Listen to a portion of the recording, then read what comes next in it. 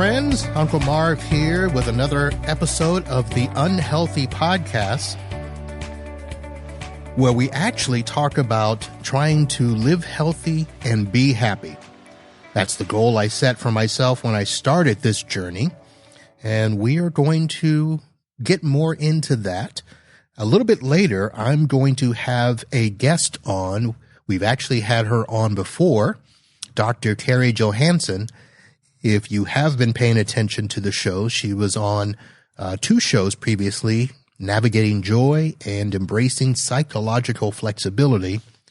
And I've got her on because she has an interesting story that we went into depth on off air. And I said, we've got to talk about that on the air. So she will be on in just a minute. One of the things that I told you that I would do when we first got started was to always keep you updated on my progress, because one of the reasons that I started this show was to get my butt into shape and feel good about my body. And we hadn't talked about that in a while, so I figured it was time to let you know where I am with that. And at the very beginning of the show, it was fantastic. I was doing well.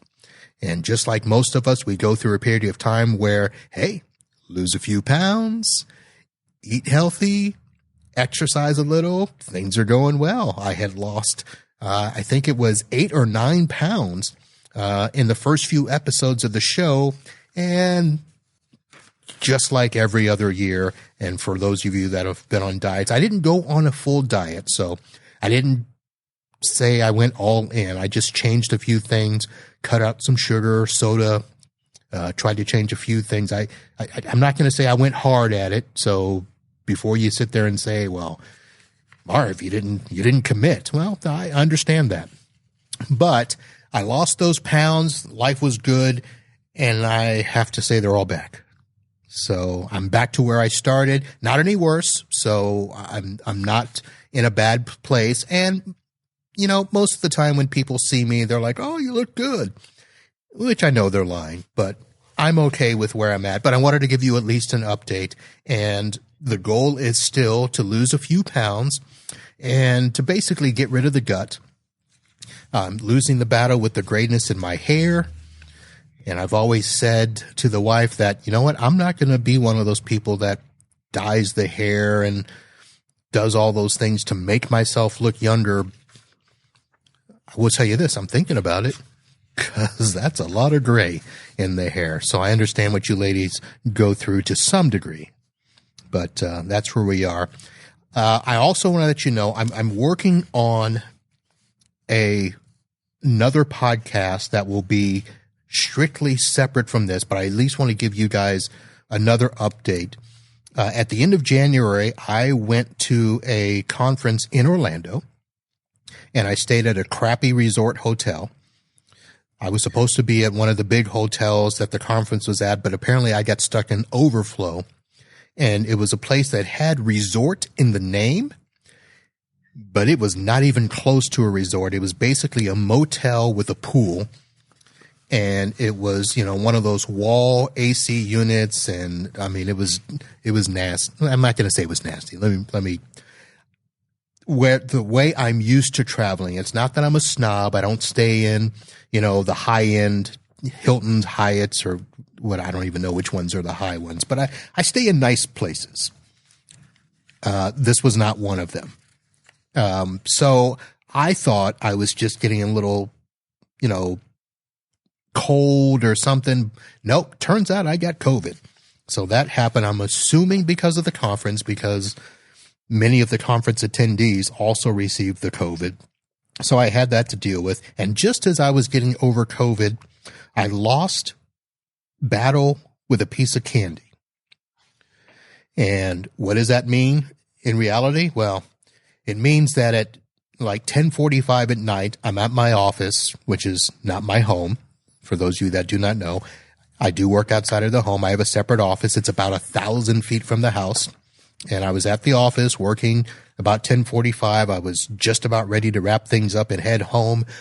Popped in one of those red, minty, dissolving pieces of candy. I don't know what they're called, but I do that a lot. And I thought, oh, I'll just have a piece of this. And the next thing I know, I'm doing that. And I don't know how much longer it took for me to wake up, but I woke up on the floor of my office with a busted up head. So I hit something hard, whether it was my desk, my credenza, head on the floor, which was carpeted, nice new black carpet that we just put in. So I couldn't find where all the blood stains were.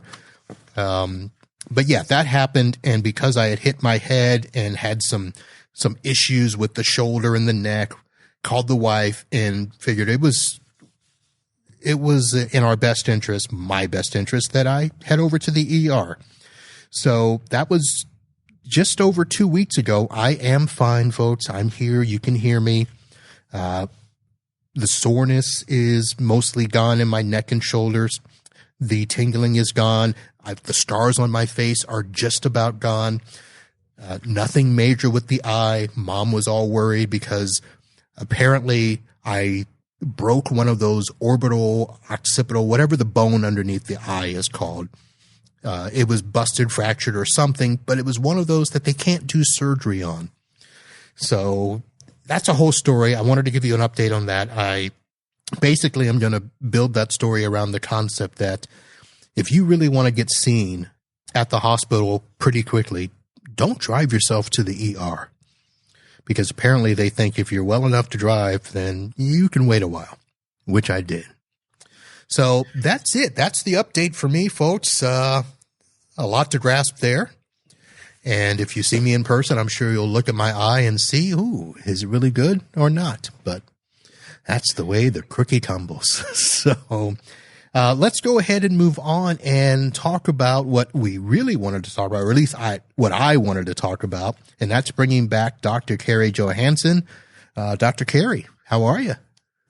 Hi, Marv. I'm good. I'm so sorry to hear about your incident. I'm very, very glad you're okay. Well, thank you for that. And I mean, yeah, it's scary, but it wasn't a major accident, a major crash. But it's interesting, to say the least. Yeah.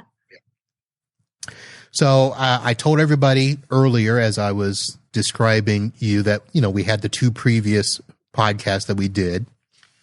And basically they were good episodes. I actually got a little bit of feedback on them. Now, did you get any feedback from any of your folks that you may have pointed to on LinkedIn or any of your social medias? It is really interesting. People seem to be resonating with this notion of increasing joy, and letting joy into your life. So the practicality of psychological flexibility, people seem to resonate with, but the specific feedback I got was like, yeah, what could I do that I would really enjoy this week? And could I give myself permission to do that on purpose? So I thought that was awesome. So it is one of those things. So when I, tell people, I guess the tagline of the show has become, the goal is to live healthy and be happy. And, living healthy, people are like, yeah, that's nice. But the whole be happy thing. How do I just be happy? How do I wake up and enjoy what I'm doing? I go to work, I'm grumpy. I go to dinner with friends and I'm okay for a while, but then other things creep in. It's this concept of being happy is kind of interesting. Mm-hmm. And I think one of the most important things to remember is happy is an emotion, which means it's going to come up and then it'll fade away.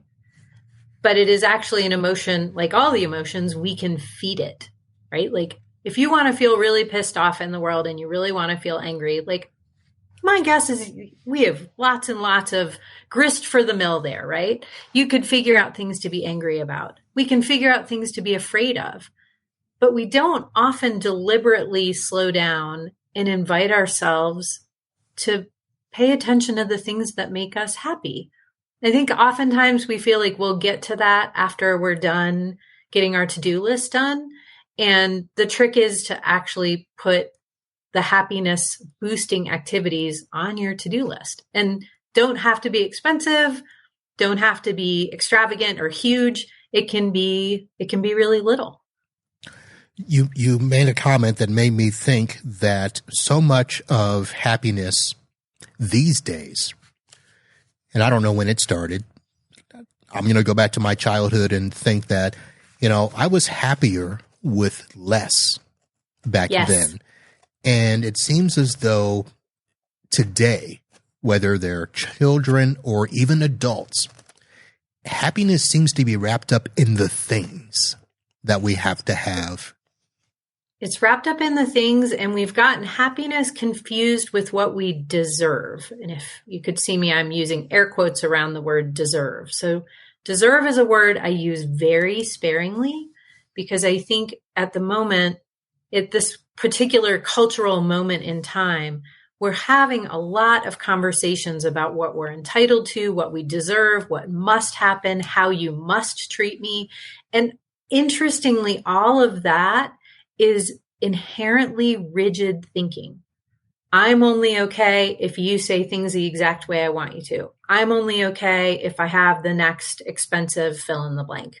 And the answer that we know actually from decades ago research is that material things only boost happiness for a very short period of time.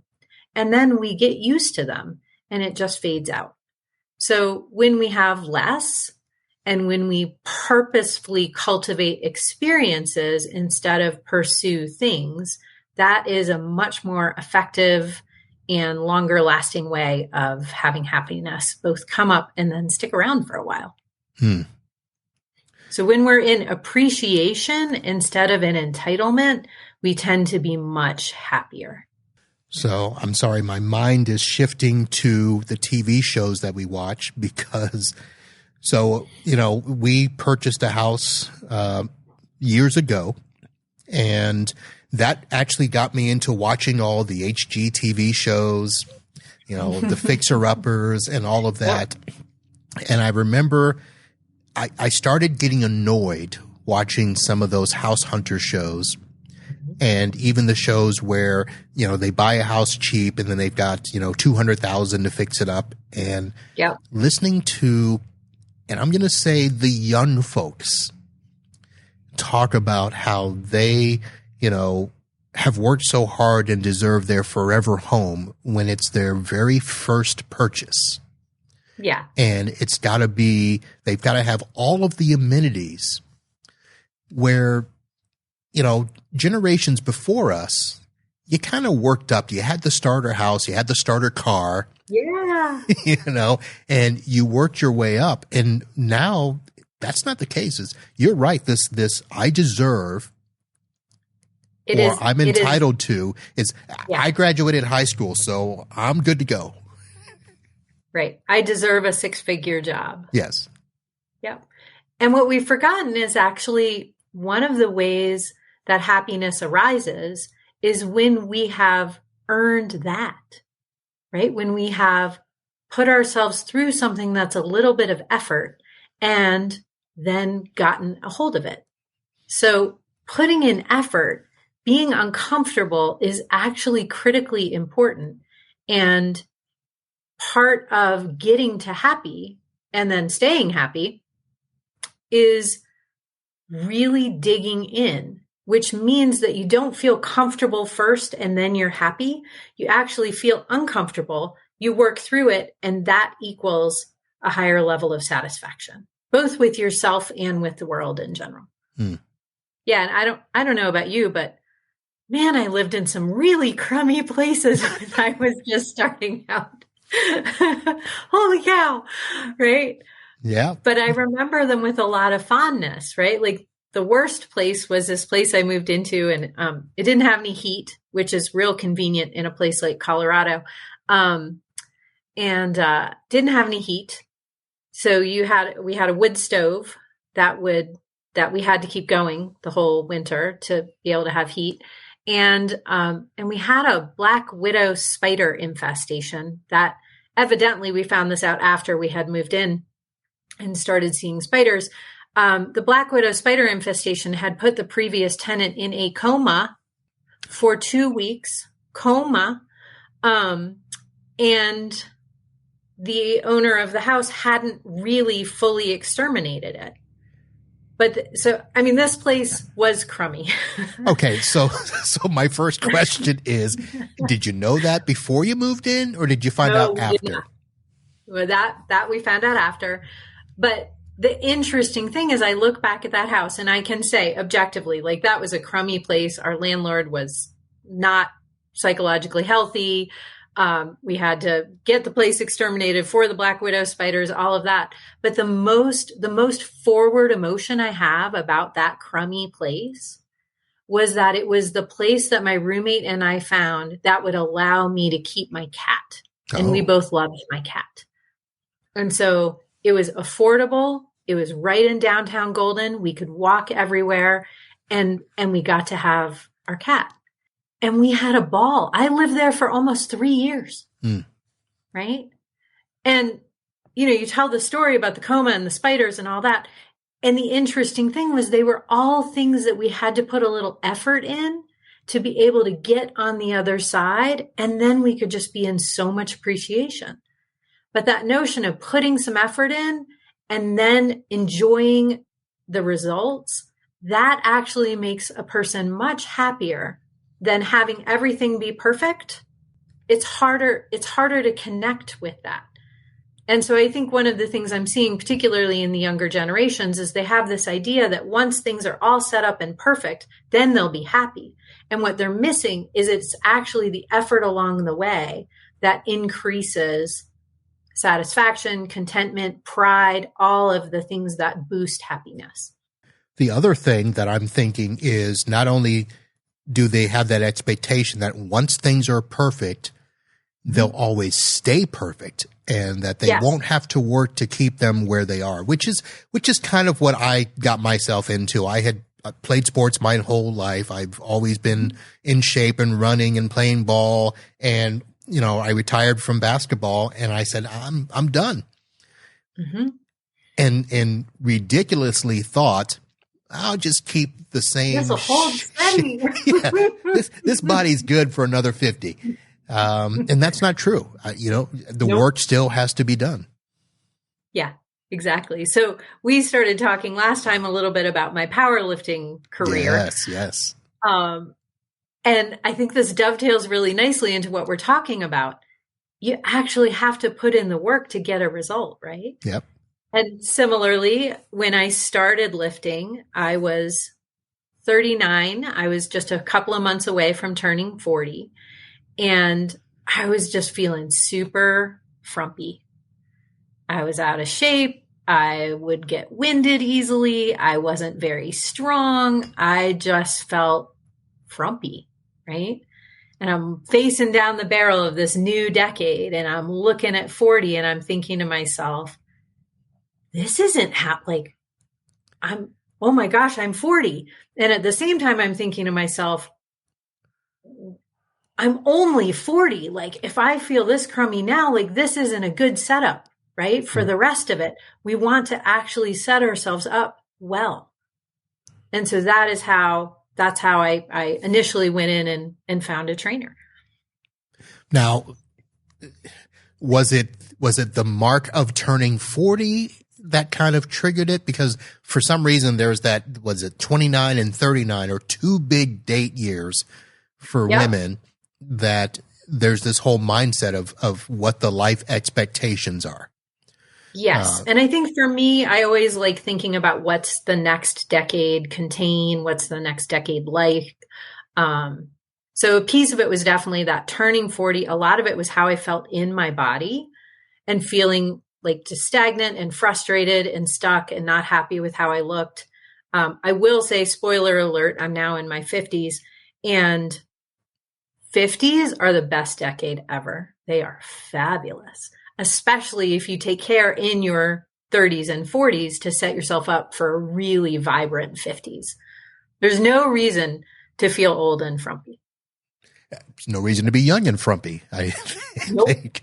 Okay, so there's a nice 20-year journey there we can go over, but let's go back to you were having those feelings.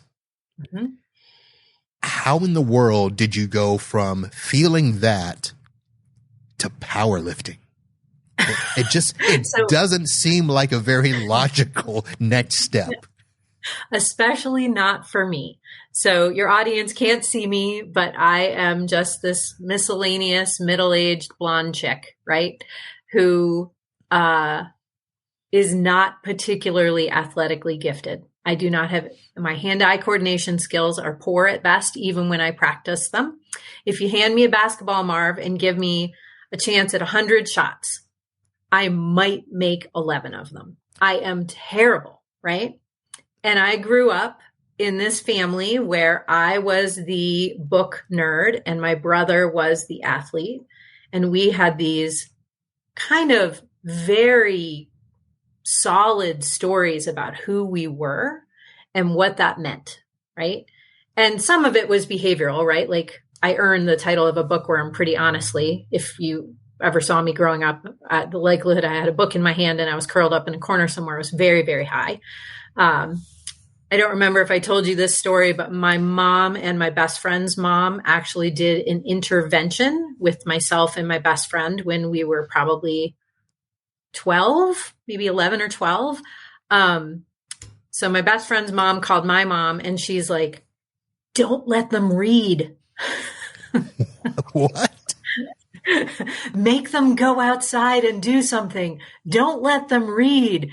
And my mom and my best friend's mom, they participated, they collaborated in kicking Aaron and I out of the house so that we couldn't read.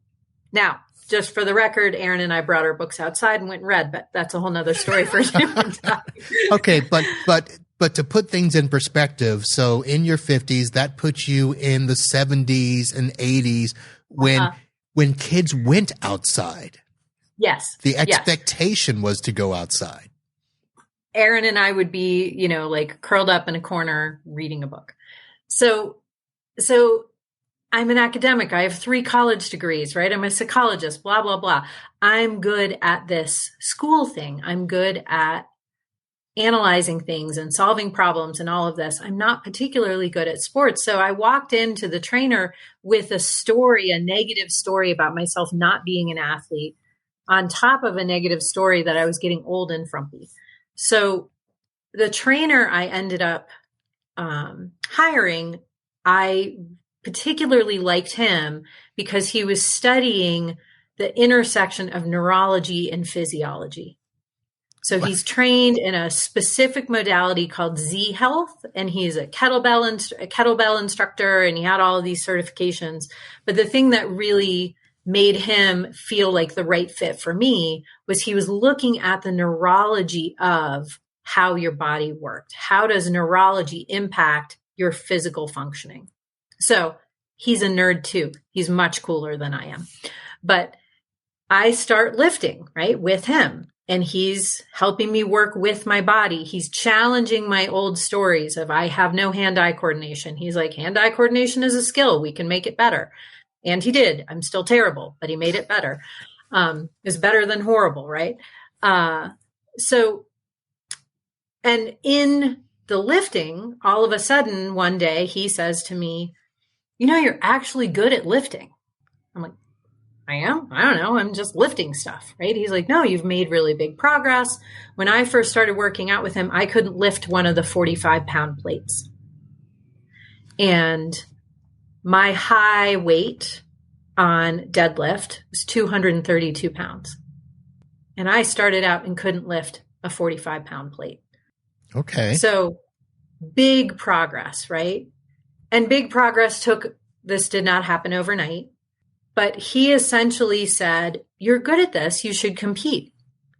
Okay. Before you get to the competing part, I want to go back and understand how you actually got to the gym part, because the first thing I'm thinking of is you do what everybody else does. You talk about changing the diet. You're talking about exercising in the sense of maybe walking, or if you're going to the gym, it's to simply do cardio. So what was it that got you actually to join a gym? Well, I had done the walking thing my whole life, and it wasn't there wasn't enough of a return on it anymore, right? Like, Okay. I was running too heavy. I was feeling too flabby. Like, I needed something more. And I knew that I needed some sort of coach or accountability person or whatever, because I didn't know enough to figure out how to do it myself. And I also was aware, I don't know if this happens to you, and this is still true for me 13 years later of doing this, I go to the gym and I do not push myself as hard as when I go to the gym with a trainer. Right. Okay. I mean, I get that. I understand that. Going to the gym and doing that stuff, yep. Whether it's a partner or a trainer, somebody has to help hold you accountable and push you. So I just wanted to know how you got from A to Z. And I made it as easy as possible. I went to the gym. That was a rec center, so it was affordable. It was walking distance from my house. Like, the barriers to entry, I picked the lowest ones, right? Okay. Like, I didn't start by going to the really intimidating gym. I went to the easygoing, friendly gym. All right. So, and you find the perfect trainer, it sounds like, and which is, yes, a miracle, and I much appreciate it. Yeah. So you get to this point where you've worked out, and he sees this in you, and he says that line to you, you should compete. Uh-huh. What went through your mind when he said that? Well, what I said out loud was, who put the crack in your cereal? Are you crazy? I can't compete. I'm not an athlete, right?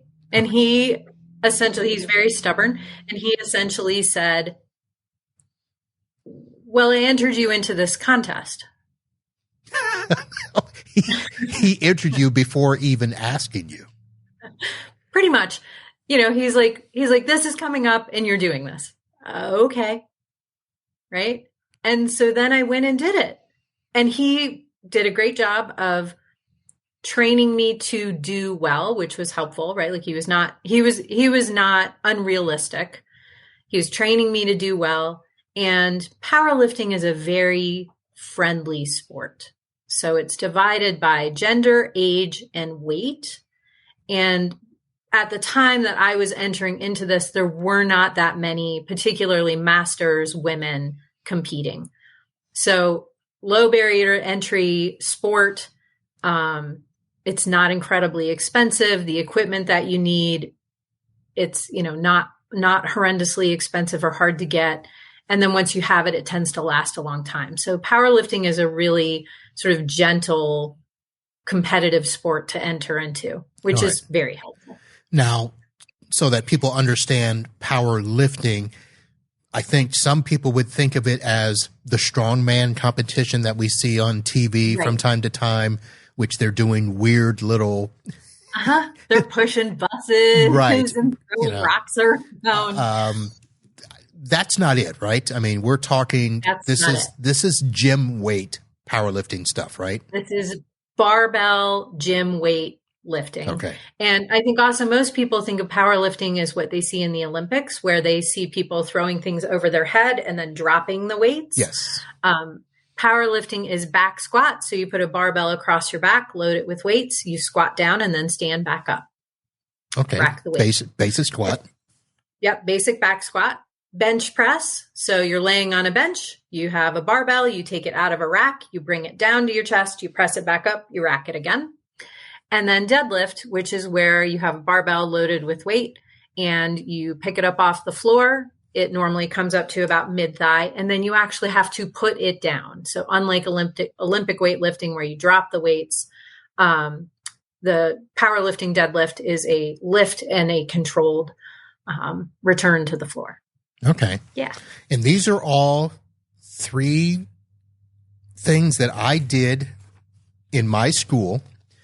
And at one point in time, I have no idea if it's still there. I doubt that it is, because we're talking many years ago. I actually held the record for my high school for my weight class for the combined lifting of those 3 things. Yes. Isn't that cool? So I know exactly the exercises you're talking about, and interesting. Yeah. So he enters you in, what was the thought going into the very first competition? It was, I was a combination of nervous and intimidated, and also like it's okay, right? Like, this is okay. You can do this. Just try it. It's something new. Just try it. And the cool thing about this is I just tried it and then I won. I was like, the first time you won? Yeah, I won. Now there were only 2 people in my weight class, but I won, and that was so cool. Right. And then there was another meet coming up, and then I did that. And then my trainer calls me and says, "How much do you weigh?" He didn't even say hello. I answer the phone. "Hi, Jay. How much do you weigh?" "Why are you such a jerk?" I respond. He goes, "Well, I'm pretty sure if you lose 10 pounds," at which point I cut him off. "Oh yeah, Jason, I'm a middle-aged woman. I've never thought of losing 10 pounds. I'm like, again, what is up with you? Why are you being such a jerk today? And he's like, "Carrie, will you just stop for a minute and listen to me?" I'm like, "I'm sorry." And he says, "If you lose 10 pounds, it'll put you in the lower weight class. In the lower weight class, you could win the state records. Oh. Would you be interested in setting some state records?" Okay. Yes, I am. Okay. And so I did. Right? Which was really fun and really fantastic, and definitely not a healthy way to lose weight, just for the record, for your podcast listeners. I was going to save that question for later. I lost 11 pounds in 16 days.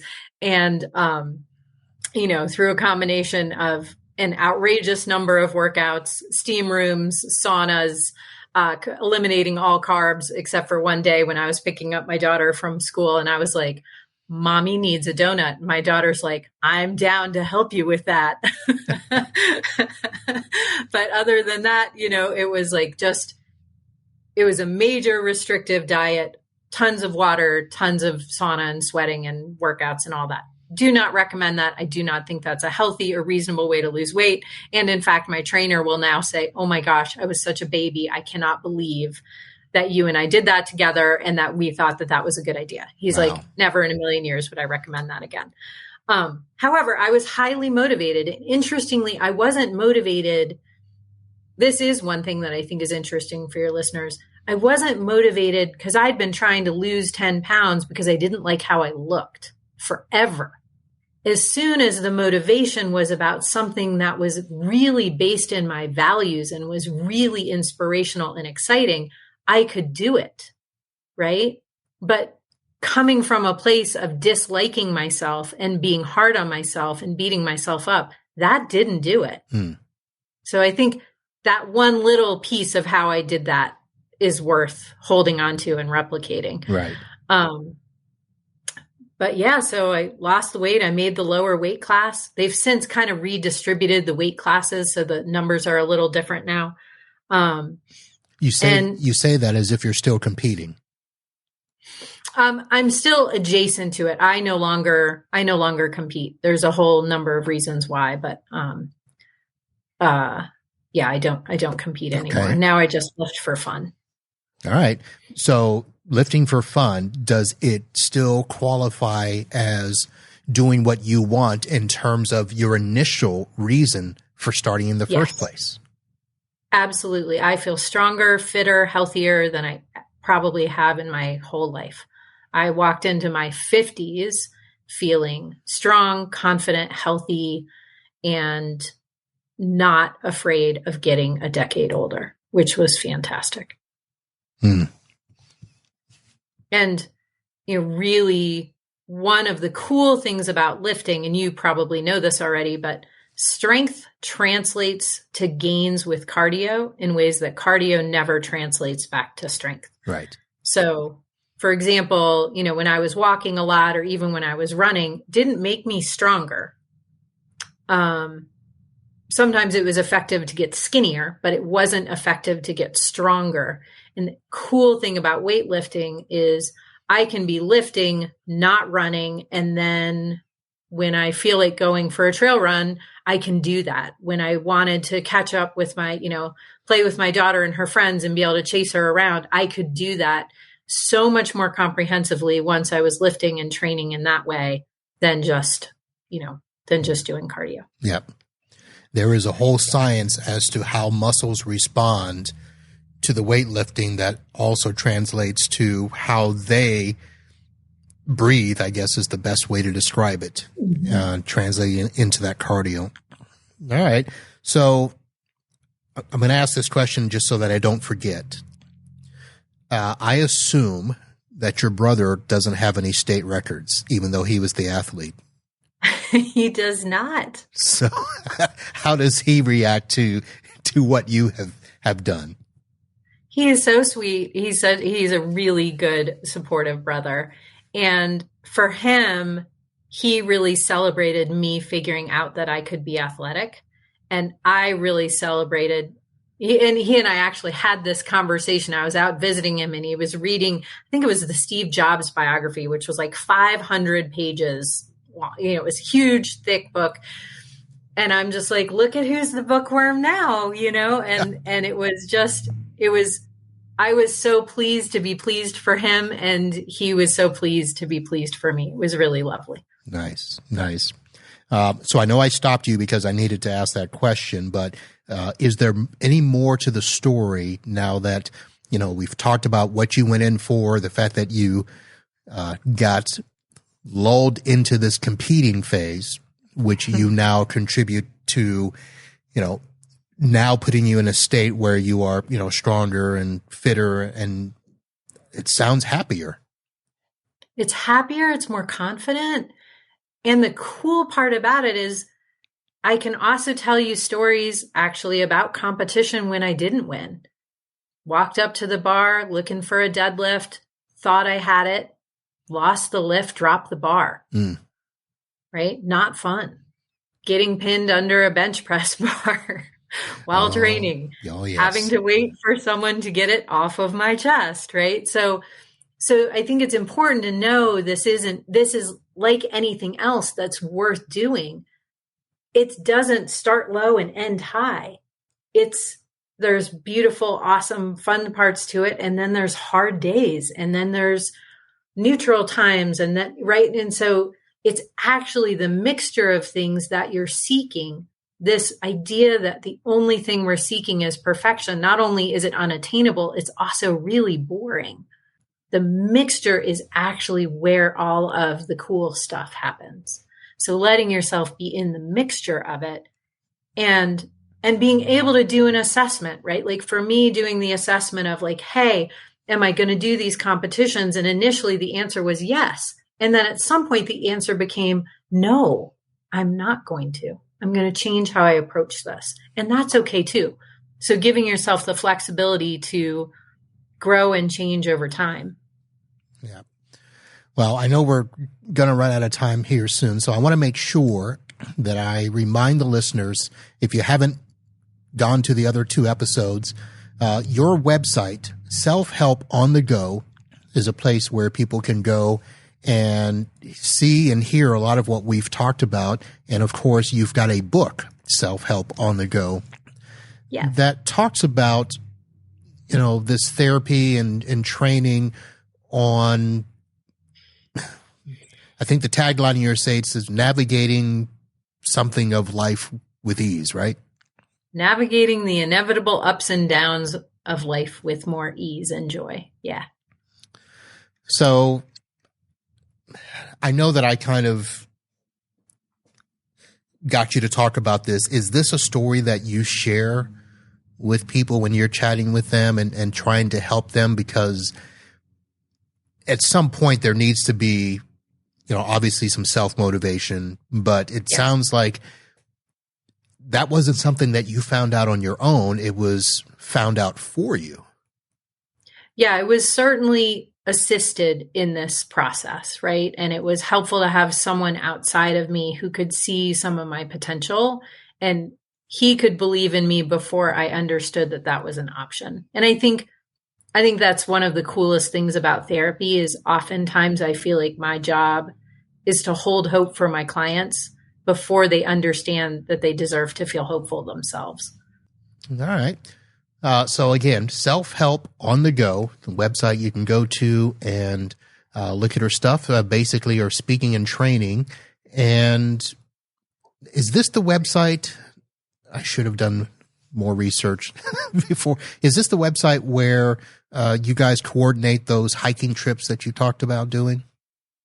No, the hiking is a totally personal thing. It's just a personal goal. My goal this year is 275 miles. As of today, I am 23 miles towards that goal.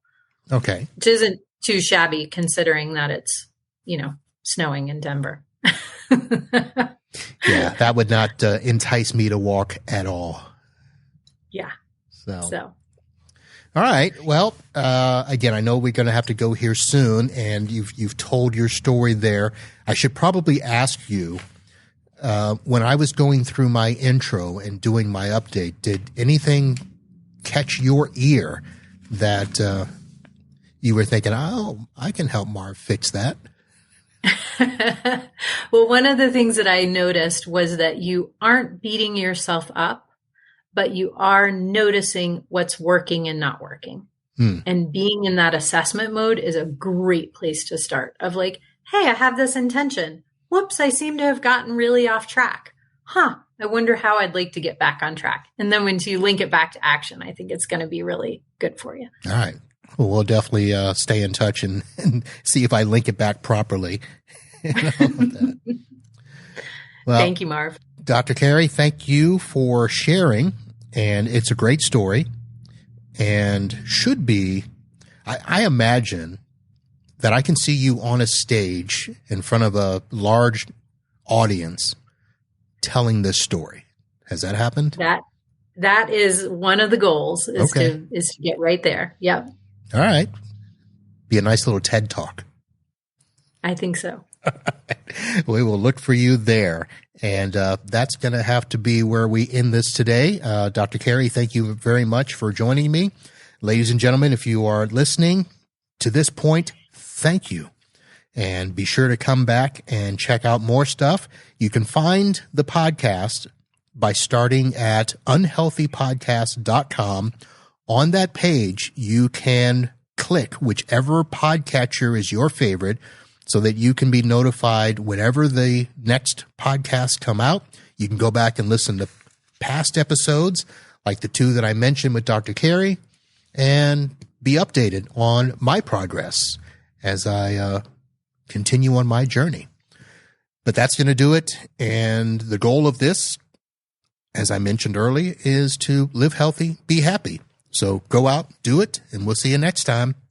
See you soon.